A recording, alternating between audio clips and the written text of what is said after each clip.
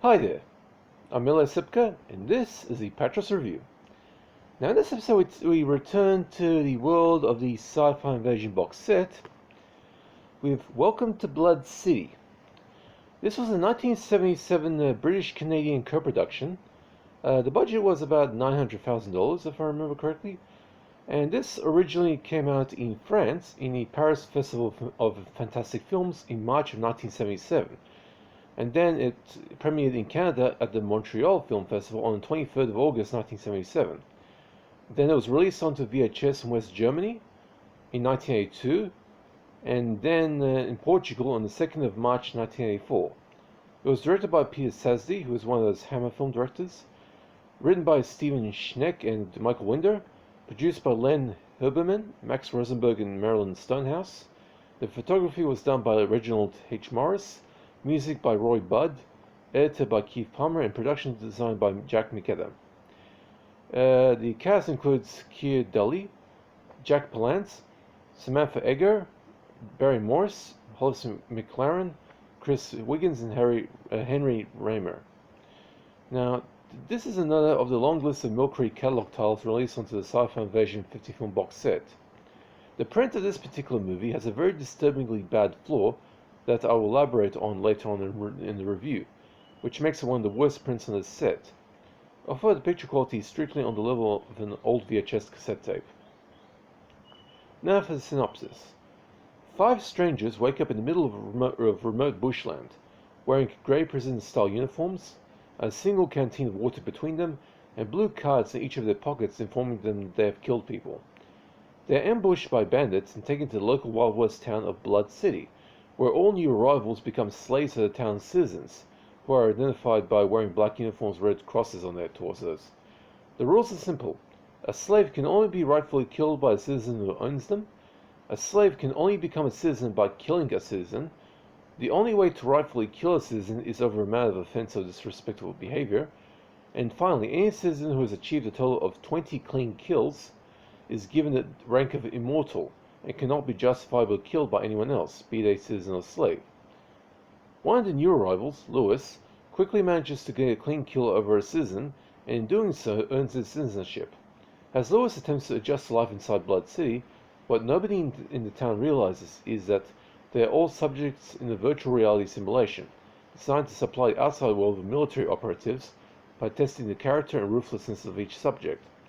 Things get rather dicey when a female technician in charge of observing the simulation gets the hots for Lewis and decides to program in her own personal avatar into the sim, which causes the program's equilibrium to go seriously out of whack.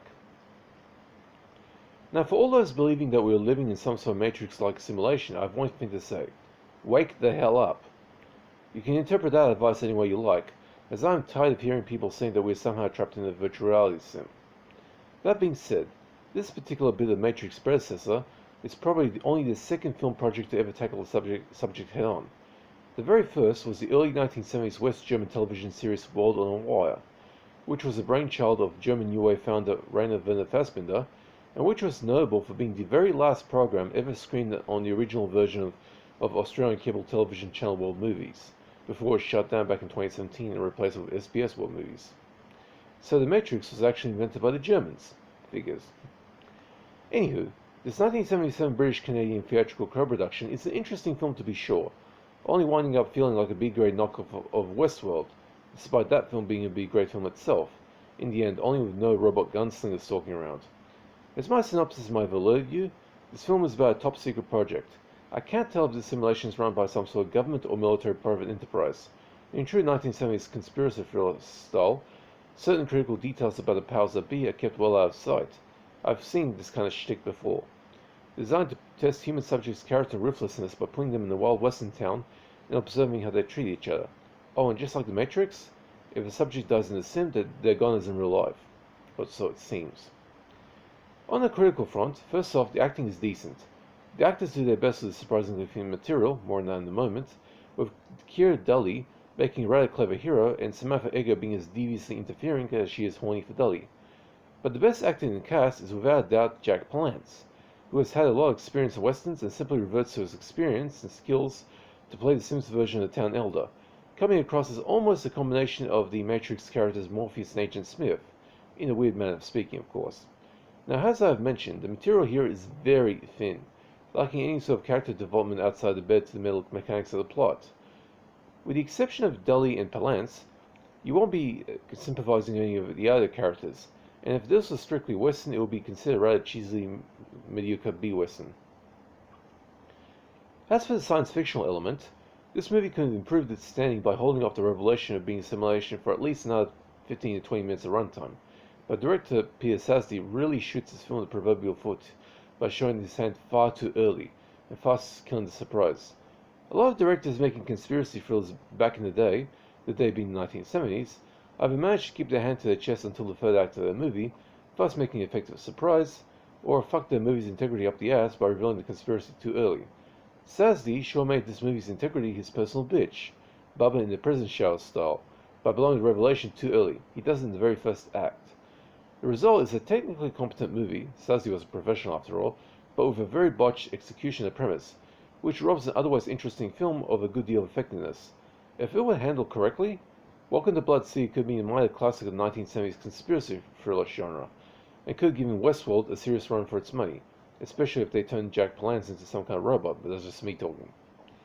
Now for gore nudity, there's no gore, and while Samantha Eggar technically shows off part of her breast during her Avatar's love scene with Kia Dully, it's literally too dark to get any good view of the chest puppies. Welcome to Blood Sea has earned its grade of C, 4 out of 10, making an average film. If you're watching this on the Mill Creek Sci-Fi Invasion box set, you'll probably enjoy it, but be prepared for the quality. Now by now, you should know precisely where my review print came from.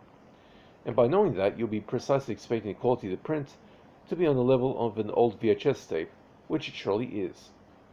But what makes this print one of the worst in the set is purely because this was given an extremely bad pan and scan job. A couple of extreme cropping issues makes this print practically unwatchable for those who are sensitive to low-res DVD prints. Pan and scan was a term for a movie that was cropped from its widescreen aspect ratio. This practice started once widescreen ratios became commonplace. To fit on the VHS tape or to be broadcast on the TV sets of the day. Again, we're talking about mid to late 20th century here. And having the focus shifted from one side of the picture to the other to showcase more details, which in most cases ruined the composition of the shot. John Carpenter's horror classic Halloween was a perpetual victim of this approach on VHS, and it wasn't until DVD arrived that slasher classic was finally able to be seen as proper ratio and achieve full effect. To put it in a gamer analogy, imagine if your FPS game's FOV was limited to a very narrow field, and the program would shift your view off-center to show things you otherwise wouldn't see, but which would prevent you from being able to tug your enemies. The cropping on Welcome to Blood Sea is very, very bad, and unfortunately just about every print of this film out there has apparently come from the same source print. Until a remastered print comes along, the fans of this movie are just going to have to suffer for their pleasure. So Welcome to Blood Sea gets a C, 4 out of 10, it's average. Okay, that's it for Welcome to Blood Sea. Again, it's on the Sci-Fi Invasion box set, and it's because that cropping thing is one of the worst prints on the set. For clarity wise, it's pretty average. I do not do requests, but if you have any questions about films or DVDs in general, just hit me on the comment section, I'll be happy to answer. Hope you guys are staying safe, take it easy, and that's it for this review. See ya.